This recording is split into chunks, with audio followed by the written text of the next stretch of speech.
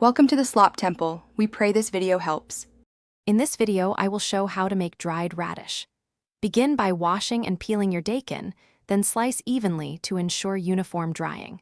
Pat slices completely dry with a clean towel to remove surface water. Arrange slices in a single layer on trays and avoid overlap. Season lightly if desired, then choose sun, oven, or dehydrator drying method based on time and equipment.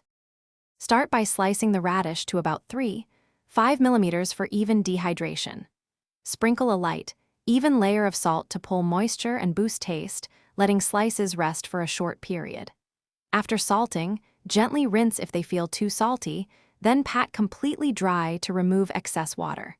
Lay pieces in a single layer on trays with space between each slice for airflow and efficient drying. Choose a drying method that fits your schedule and climate.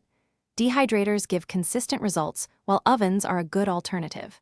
Aim for 55-60 degrees C in a dehydrator or the lowest safe oven setting, and check slices periodically. Sun drying can work but needs bright, dry conditions and protection from insects. Rotate and flip slices for even dryness, and test for brittle texture before removing to ensure. Thanks for watching. Consider subscribing if we helped you.